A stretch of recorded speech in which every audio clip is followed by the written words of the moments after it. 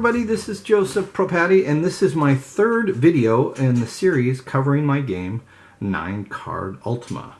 Now, in this video, I'm going to cover dungeons, dungeon cards, dungeon levels, dungeon combat. This is strictly just going to cover the dungeon part of Ultima, of the 9-Card Ultima game. Alright, so you'll see my setup. It's similar to how it was when I was doing the land movement. Now, so I'm in here, I'm in my land movement, and I've already reached the king. I've got the signpost for the blue one. I've talked to the king. He's told me where the actual dungeon entrance is, so now this will show up. Before, the blue dungeon would never show up, and this would basically be used like a simple mountain space. But now that I've been there, I've seen it, I can now enter the dungeon. So on my turn, I would move 1, 2, 3, 4, and now I can enter the dungeon for the blue dungeon. I'm going to try and defeat the Minotaur in the blue dungeon for the blue quest, because I want to complete the first quest, the blue quest. So I'm going to enter the dungeon, but before I do that, I want to mark down these cards, because whenever I exit the dungeon, I'm going to come back up top onto the land, and this is what's going to be set up. And the way you do that is you have your status card, and you'll see these 3 boxes, right? And they're kind of aligned similar to these. You want to take the numbers on the cards, 6, 4, and 5, and put them in these boxes, 6, 4, and 5. So let's go ahead and do that. 6, 4, and 5. So now we have our dungeon, or our entrance, and we have our land layout, so we know that when we exit, come back out and exit, either after we've defeated the big boss, or we just said, oh, I can't take this, let's get out of here, and we exit out. We know that those are the cards you'll lay out again. Alright, so we've got those marked down. Let's go ahead and enter the dungeon. So we go ahead, you're going to be using now the back side of the land cards. And you'll notice that they're colored either blue, green, red, or gray.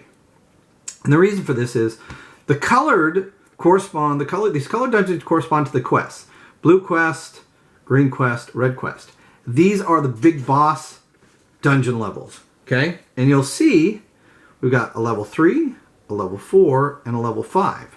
So this will only be reached once you go through the above levels. And for this example, we're going to be doing the blue dungeon. So since this is a level 3, I have to go through 2 levels before this to get to this one. Now that's where the gray dungeon cards come in. These are your randomizer. These are the levels that are before the big boss. Okay? So in the case of the blue dungeon, now if I'm doing the blue dungeon, I don't need these cards because I won't be dealing with these. Right? These will only come into effect when I'm going to go through the green or go through the red big boss dungeon. So we can set those aside. Nothing will be used until you go back on the land. So now these are what I want to focus on. I have my big boss dungeon card. And I know that since this is level 3, I'm going to have 2 gray cards I'm going to go through. These are the previous dungeon levels that I'll have to go through. Now, what you can do is just randomize these, shuffle them up a little bit. And then just take one, right? This will be my first dungeon level. This will be level 1. Now, before I go through, just initially, you'll always take your blue die, and on this little box where it says dungeon level number, the blue die will track what level you are. And it's important that you do that because that tells you, when you're dealing with random monsters, what level chart to pick from. Because the monsters on your chart for dungeon monsters are based on the level that you're in, which are 5. So you got 1. The little arrow for 2, 3, 4, and level 5. This is important to keep track of those dice. So in this dungeon, the blue one, I will only be dealing with up to level 3 monster chart. Right, so now I've got my dungeon level card. I know I'm level 1. But what is it about this dungeon card I need to know a little bit about? I'm not going to be using this guy anymore. I'm going to be using the red. Now, before I get into this full thing, this is how it would be set up. You'd go down this up ladder, right? Because this is the entrance to the dungeon. You'd set your 1, and now you'd be ready to go. You got all your stats here, right? You've marked off where you're at. You're going to start this dungeon, okay? You're ready to go. So now let me explain what's on the card, how you move about, and then monster encounters. So we'll do that on the next one. Okay, so we are in the first level dungeon. We've got our die that says 1. This is our little character token that we follow, and we've gone down the first ladder, so this is the up ladder.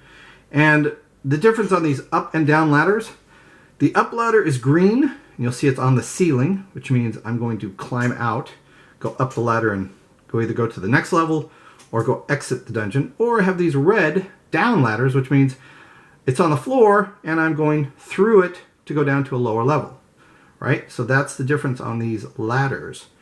And you will always enter or exit one of these spaces. So let's talk about the card itself. So we have this dungeon level card, okay? It's got a lot of icons on here. There's a lot of things going on. So I'm going to cover each one of these. First, we have, again, our up and our down ladder. This gets us from one level to the next. Then we have a secret, this S. This is a secret passage, okay? Now, to get past a secret passage, you just roll a d6. If you roll a 5 or a 6 on a secret passage, you find it, put a little circle on it, and that means you know that that secret passage is there the whole time you're on this level. When you exit this level, you go down, come back up to it, it's going to be reset, and you're going to have to roll again for that. But to find a secret passage, it's just a 5 or a 6, right? If you don't get it, you don't have it at all. You're not going to come back to it. You're not going to find it. It's gone. So you got a 1 chance to find that passage. Now you come down here, same thing. Roll a d6. If you roll 5 or 6, you find it, circle it. It's good. That's passages. Now, monsters. Okay, you'll see a number of these little green icons, monster icons. Those are monster encounters, possible monster encounters. And the way that works is, if I move onto a green monster, I will roll on one of these charts, and it will be based on the level of the dungeon I'm at. I'm at 1, so I'll go to this first chart. I will roll a d6, and if I roll a 6, there's no encounter. Anything else, right? Then it would be that monster, a ranger, and it would give here's your hit points, how much damage it does, and that's the level. That's the level, the dungeon level that it's on, right? So then you would do a battle, and you'd say, okay, I'm going to use this, write down its hit points, put it on there, and that would be a battle. And I'll cover that coming up next. But this is what the green icon is. That monster means it's a possible encounter. Now, if I roll a 6, I don't do anything. I can continue on my way. There was no encounter. If I have an attack and I go into combat and I kill that monster, put a little X over that monster icon. Because that means if I ever get back to this, before I leave the level, right, if I'm moving around and I'm trying to escape, I never have gone down, I've never changed this level, I won't have to deal with that encounter again. If there was a little X there, I could just go right by it. It just acts as a space. This was a little wandering monster that I hit, I killed it, it's not there anymore. The only time you don't exit out is if you don't have an encounter by rolling a 6. Okay, so remember that. If you kill the monster, put an X on it. If you rolled a 6 and miss, it's still there. You could possibly get it again. Now, this next icon, this is a little pit. Looks like a little circle with a dot in the middle of it. That's a pit trap. Okay, now with a pit trap, you have to get past this, and there's a number of ways to get past it. One is by having a rope and spike. Okay, now the way a rope and spike works is I say, okay, I have a rope and spike, I'm going to use one. Well, a rope and spike automatically gets you past it. Okay, but once you get past the pit trap, you roll a d6. If I roll a 6, my rope spike is damaged. Mark it off as a lost item. If it isn't damaged, right, you now have a choice. You can pick it up and take it with you, right? Or you can leave it there, which means when you come back to this pit trap, you just go past it, pick it up, go on your way. It's kind of like saving the space here to let you get past, and you don't have to roll to see if it's damaged. The only time you're rolling to see this damage, if it's initially put up, it's like you're doing this whole setup and you might be stretching it, and then you get past, and then you find that there's damage to it and you just toss it. But if you get through, there's no damage, you can leave it. Problem is you won't be able to use it later on down the road, but it would help you get past it later. And you could even leave that X there, shuffle through cards, and once you hit this level again, boom, right? But again, if you don't hit this card randomly and that thing gets left in the dungeon, it's gone, right? So you will, if you leave it there and you continue on your way, you're going to mark it off as a rope spike you don't have. It's when you get back to it, you're going to pick it back up and then mark it down. Okay, so remember, put the little X that you left it because you want to come back to it and just pass it, pick it up, and go, right? Next thing you have on it here are doors, these dungeon doors. Now, the way these work are you can use a key to get past it, and we have our keys here. So I would have 10, I'd mark one off because each door takes a separate key.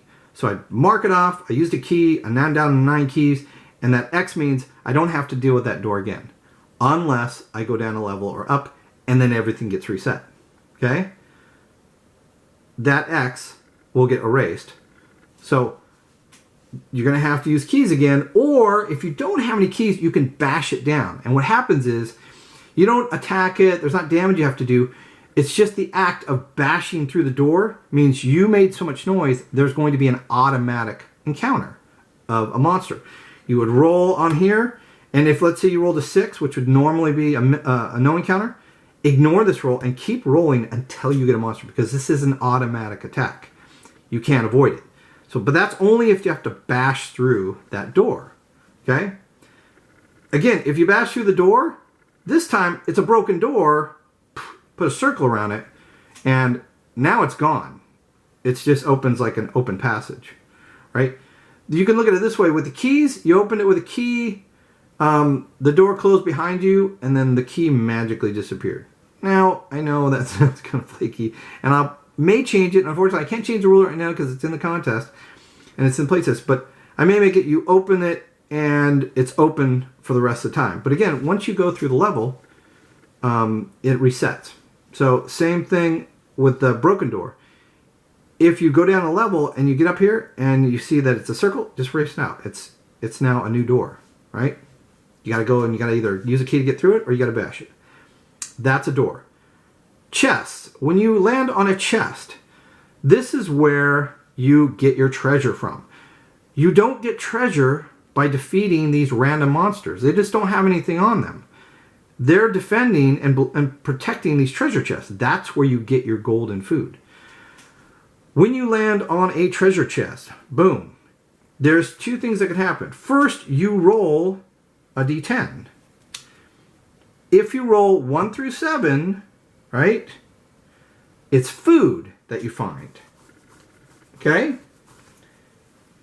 And food is roll a d10. Okay? And based on your level, it's your level times the d10. So I'm level 3. I have 5 times 3. I found 15 food. Okay?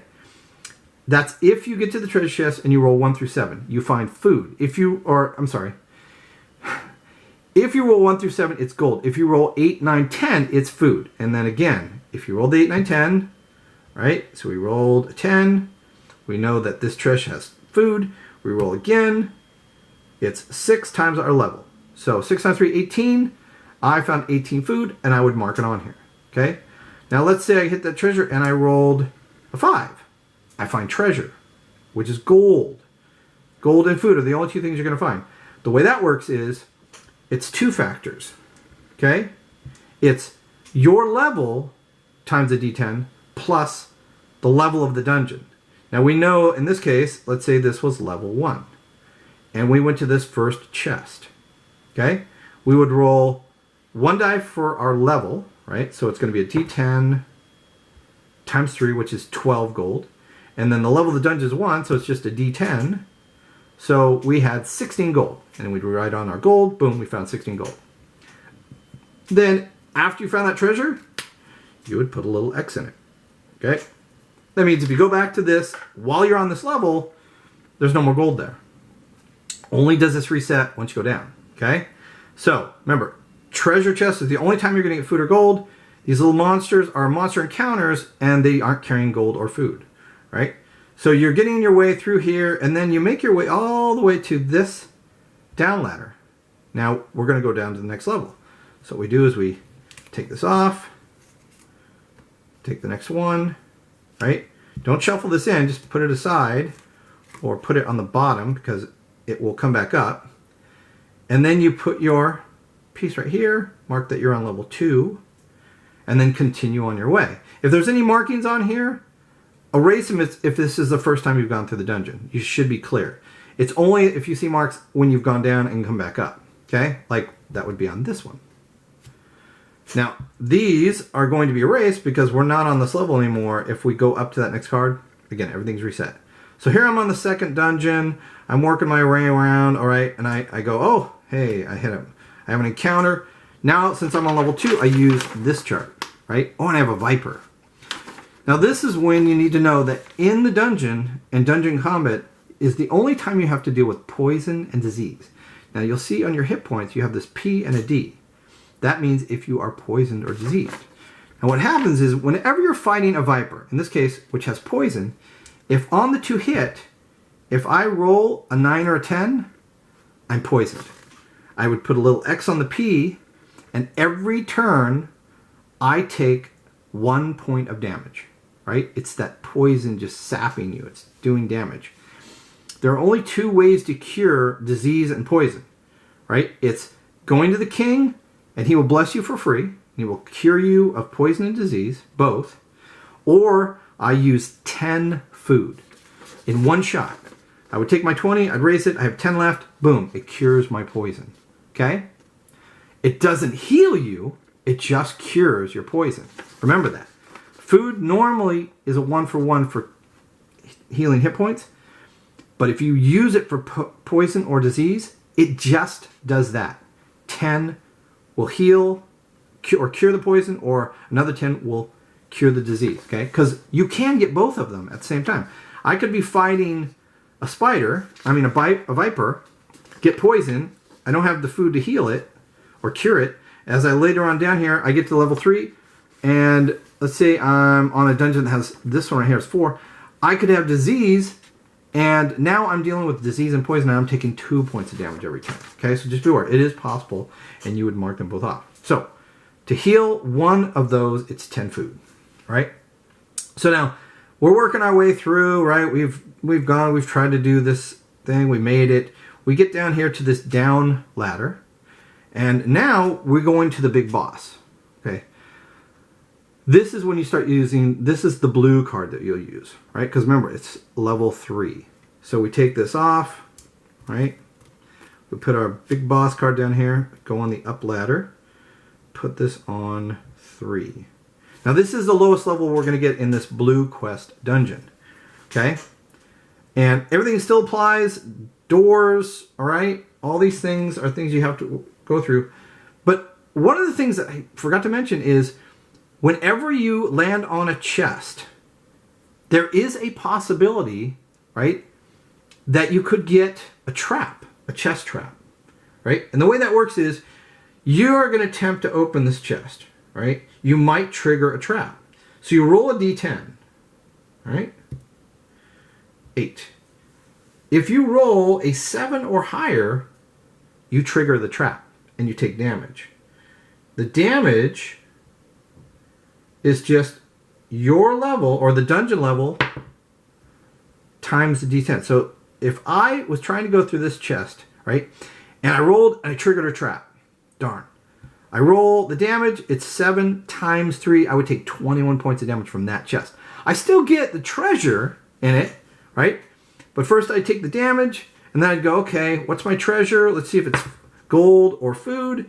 1 through 7 is gold, so then I would roll, remember, d10 times my level, plus d10 times the dungeon level, which is 3 and 3. So if I rolled these, right, my treasure would be 9 times 3 plus 6 times 3, right? 1827, right? So you're looking at, what's it, 1827, it's like 45, I think.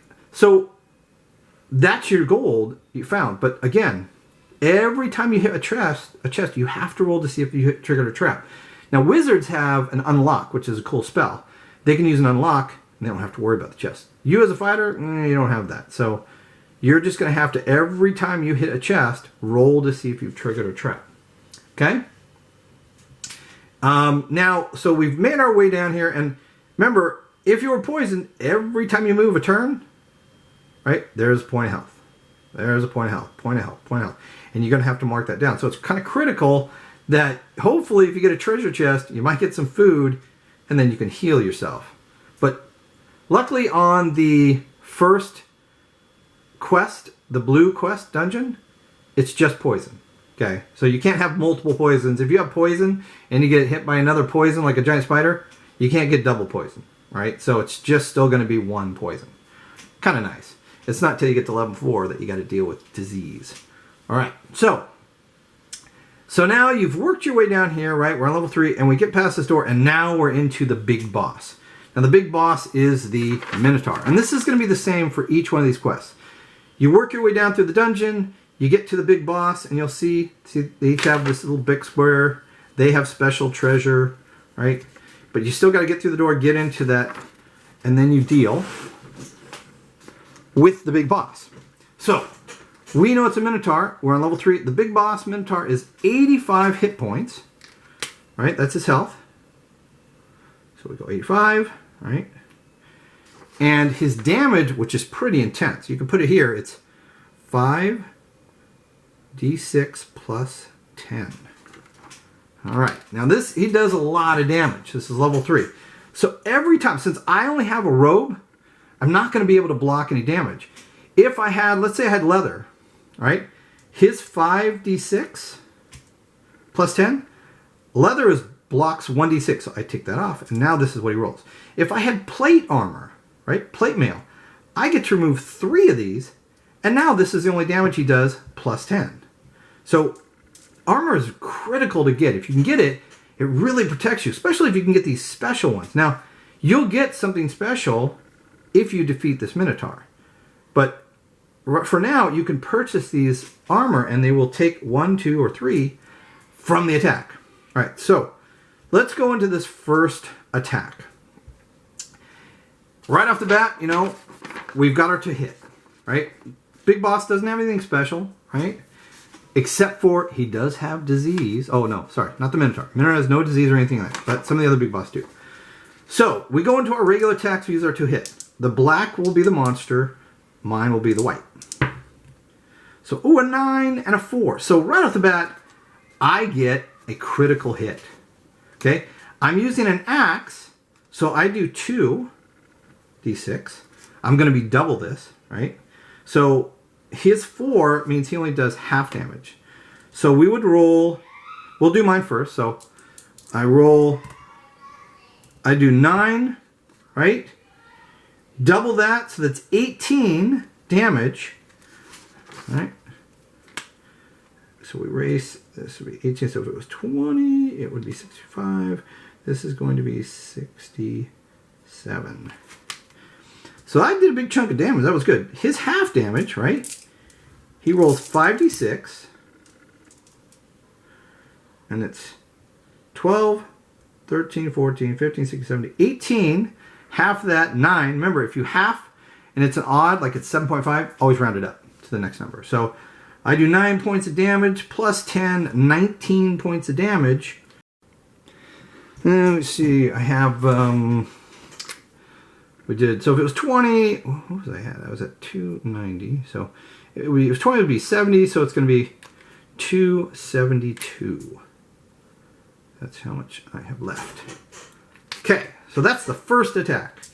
Now again, when you're in the dungeon, you don't have to worry like you do in the land where if you got 5 attacks or 5 turns, there's another random encounter. That doesn't happen in the dungeon. There are no keep track of 5 and then there's a random, because those randoms are only when you hit those icons, okay?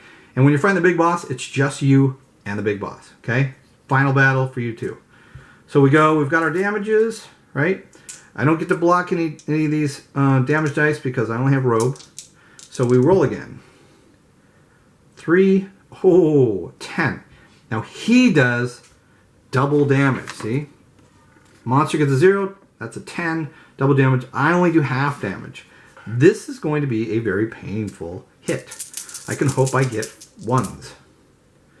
So 6. Oh, so brutal. So we got 6, 12, 17, 18, 36, plus 10, 46. 46 points of damage. 46. Oh, 46. So this is going to be down to 30. If it was 40, that would be 32. And that's 6. So 32, 26. 26. Huh. Okay. Remember that when you do critical and it's a double, you don't plus the 10 twice. That plus 10 is after the fact. Okay? So half damage, you do all the manipulation, and then you add the 10. Double damage, you do manipulation, add the 10. Okay, just remember that. That 10 is always the last thing you will add. Now mine, half damage, 2d6, 5, 2.5, rolled up to 3. I do 3 points of damage. So 64, right? Let's do another one, right? So we do another attack. Hold on. So, oh, I got a double this time. So I got a critical, and he gets a full damage. Let's put this here. So 6 on him is full damage, but I do double. So this is not, I probably want a better weapon than an axe to be fighting the Minotaur, but we'll see what happens. So 2 and 5. So 7, 14 points of damage. All right, we're knocking this down to 50. And he is full damage, which is not great. So 7, 8, 9, 10, 11, 12. That's 10, 22. Oh, 22. So this is going to be 14, or sorry, 4, 204. All right, we're seeing that this is really, this guy does a lot of damage. There we go. Here we go. 2 and 2. These are both misses. I need to have him miss. Oh, it's not double. All right, we're busting this. 8, 11, 13. Double that, which is 26 plus 10, 36. All right, I think you get the idea that we're going to be taking some damage, right? So then, obviously, you're going through the big boss. You're trying to beat him. Let's say I beat him, okay? I defeat the big boss. Now we have the treasures, okay? Now there's some special treasures that happen for the Minotaur. So the big boss Minotaur, one, when you defeat the Minotaur, you get the pistol, right? You get to mark that off, that you found the pistol, and the pistol's great because it does a lot of damage. You do a pistol, it does 6d10 damage, level 6. Real quick, if you defeat the Wandering Eye, you will find either the blaster or the vacuum suit. One or the other. You got to pick it. So it's your choice. If you defeat the Balrog, that is basically the treasures. You find a bunch of gold, bunch of food, right? But nothing special, because that's basically the winning the game. Once you beat him and get back to the king, you win the game. So here, I defeated the Minotaur. I'm going to get the pistol, so I'd come over here and go, okay, I got the pistol, right? So I'm rocking that, which is great. And you can start using it right now. And then you also get 100 food, right? So you'd mark this here, right? So I have now 120 food. And then you also have these 3 chests. Now the way these 3 chests work is you roll 10d10 basically 3 times. So you just roll, so you got 7, that's 2, right? 4, 6, and then 8, and then 10. Add them all up. That's the treasure from the first goal, right? Now I might change that to just roll 1, right? And times it by 10. We'll see. That's obviously a lot quicker, right? But you might roll a 1 and you get 10 gold. So, we'll see. It's kind of what people think are better, but you basically get to do that for all 3 chests. It's either 10d10 or you can do a d10 times 10. However you want to do it. But that's the treasure chest. And you mark that on your sheet. That's how many gold you got, right? And the hit points. Now, hit points, you want, since you defeated this monster, and it's like with any monster, whenever you defeat a monster, I think I said this in land, you gain experience based on their hit points. So once I defeat this Minotaur, I'm going to get an experience of 85 because his hit points were 85. That was his health. That's the experience I'm going to write down. The gold's different. Land ones, you get the gold that's also equal to their health. But in the dungeon, it's different. You just get the experience points. Same with every time you have a monster encounter. If you kill that monster, the experience is based on the health of the monster. And that's critical because you can go up to level 10. There's a level progression that you have on this, which is really important because when you get to higher levels, you have bonuses. You have +1 to hit when you start at level 4. When you get to level 7, you have +2 to hit. And then once you get to level 8, you can start using 2 weapons. So very cool. So we've defeated the Minotaur, right? We've got our experience. We've got all our gold. Now we got to get out of this dungeon, right? So you got to make your way back through here.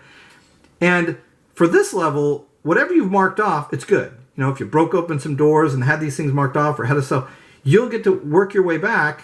If you've defeated all these encounters, well, then you have a nice, easy way. You know, you're not going to get these treasures, but you get up to here. Now you go up to the next level, right? Now you shuffle these, right? And you pick another one. You get down here. You're on level 2. And you want to wipe off everything except for the rope and spikes, because those are ones you left there. Everything else, it resets. Secret passages, treasure chests, everything. So you got to work your way back up to here, get to the next one, and then you do another dungeon. You're now on level 1. You start here, and you work your way until you get to here, right? Once you're there, now you can exit the dungeon. So we exit the dungeon. Let's pick up all these cards, right? Flip them over because now we're dealing with land cards. This is when we go back to here. We have 6, 4, and 5. So we pull out 6, 4, and 5. Okay? Lay them out. 6, 4, and 5. You put your blue guy right on the dungeon. You've now exited the dungeon. You've completed the blue quest almost. To officially complete the blue quest, you have to now make your way back to the castle, right? Go into the castle, speak with the king, and he will now give you a healing, right? Because every time you complete a dungeon or a quest, he will heal you. It's 50% of your level. So since I was level 3 and I have 299 hit points, automatically I get a heal of 150. So boom, that's a huge one because now I can go all the way up to 299. Now remember, you can't go past your max. So he will heal you up to that. He will automatically heal you of your poison and your disease, which is great. And now he will say, hey, you've completed the blue quest. Here is where the location is of the green signpost. Now this one shows up. Okay? But you'll notice that it's surrounded by water. The only way to get to the green signpost and the green dungeon is you have to buy a ship. So the gold that you got out of the quest for the blue quest, that dungeon from Big Boss, it hopefully will give you enough to buy a ship. And that's why you get so much gold in that last one, because not only do you get gold as you're going down, you get a big chunk of gold when you defeat the Minotaur, and then you get gold as you're coming back up. You're going to want to use that gold to buy a ship, because otherwise you can't get to this first signpost. So there, and then once this signpost shows up, right, so you get back down to here, you know, move it up. Let's say you have this as your next draw. You're ready to go. You can get down to that. But you're going to want to get to a town or the castle. I think it's the town. Once you get to a town, one of the 2 towns, then you can go buy your ship. So even if you had this, you're going to have to get down to here, And you're going to want to shuffle these up, right? Do a little shuffle. And we draw some new ones. So we've got this one, right? And this one. And there you go. Get down to here, buy your ship. That ship will pop out right here. Boom. And now you can, which is great because C and a C, you'd work your way to the C, boom, get to here, and now you can get to the signpost. Get to the signpost, mark it off as you got the signpost, get back to the king, and now, again, you're on your next quest to get down to the dungeon for the green dungeon. That is everything that you should need to know for dealing with dungeons and all the encounters in a dungeon, monsters. You know, that should cover everything you need to know. But just remember that will happen. You have 3 main quests, a blue quest, a green quest, and the red quest. And they kind of follow the same process. Definitely have harder monsters. They have more levels you got to go through. And the big bosses are big. When you get down to the Balron, it's 200 hit points. And the damage he does, 7d6 plus 30. So you don't even want to attempt this guy until you are 6, 7, 8 damage, level. You've got a lot of high armor. You got some good weapons. Don't even attempt it until you're at least 7 or higher. You will die really fast. I mean, that is a lot of damage. You're talking 42, 72 points of damage you could do in one shot. And then think if he gets a critical, which is double that. It could be 140, 100 and something points of damage. Boom, one shot. So, yes, but once you're up in the 8, 9, 10 level, you can get up to almost 1,000 hit points. So, and you're going to want to bring a lot of food for healing and to cure you of disease and poison. You can carry a max of 999 food, which is nice. But that should get you everywhere you need to go. All the stuff you need to know about dungeons. One of the things to remember, though, is if you're in the middle of the dungeon, right, and you go up in a level, your hit points don't automatically go to that next level, okay? You have to heal them up. Now, if you went from 3 to 4, and you had, let's say, level 3 is 299 hit points, and you went to 4, which is a max of 399. There's 100 hit points there that you're going to gain. You'll have to heal those 100 hit points. You don't have to go back to the king or anything. You just have to heal those. So that'll get you up to that 399. Okay, so just remember that. It's not automatic. You got to heal it up. So that should cover the dungeon part of 9-card Ultima. And what I'll do is, I think on the next video, because I think that should cover everything you need to know about the game, I will probably do one video on just the wizard and how the wizard's played. Because everything so far has been covering the fighter. But I think that gives you everything you need to know. Again, you can find all the files, the PNP files, on Board Game Geek. Just search 9-card Ultima. You can also look at the 9-card PNP design contest that's going on right now, and that has a link to the game, which has the files. You probably want to go to that one first, the work in progress link, because it gives a Dropbox link where you can find the files, and those are the latest final ones that we're using for playtesting. I won't be able to update official changes until after the contest is over, and that's not till the end of May. So it's kind of is where it's at, but I think it's in a very good, solid place to play. Perfect to play test. I would love to see your feedback. If you have any ideas or concepts or just suggestions that you can give for the game, please put them in the work in progress thread on Board Game Geek. I'm interested to look at stuff. So thank you very much, and until next time.